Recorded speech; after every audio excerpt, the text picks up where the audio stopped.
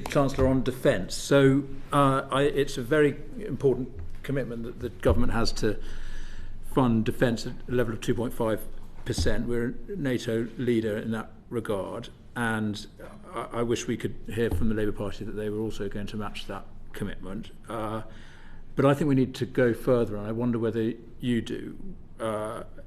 We've heard the aspiration to scrap national insurance when funding allows.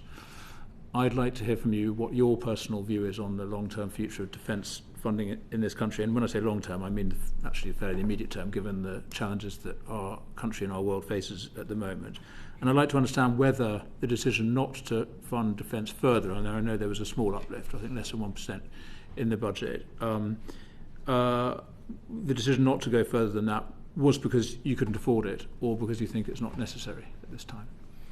Or perhaps the defence can't take the money, because there is this argument about they couldn't receive too much money at once. But what is the I wouldn't use any of those explanations, actually.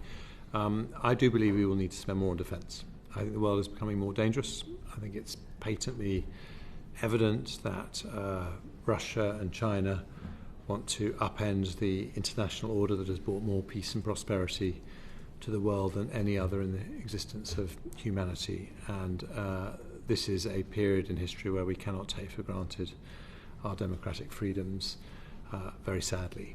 And that's why we made our commitment to moving to 2.5% of GDP as soon as we can afford to do so.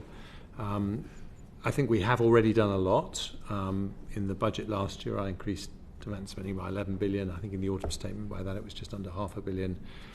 And before that, the Prime Minister, when he was Chancellor, £24 billion increase. So there have been some significant increases, and it is increasing by about 0.5% a year in real terms. So there is a significant increase going on. Before we go further, I think that we need to fully understand whether we have made sufficient reforms to defence procurement, which is, I know, something the Defence Secretary is very involved with and has been very active on.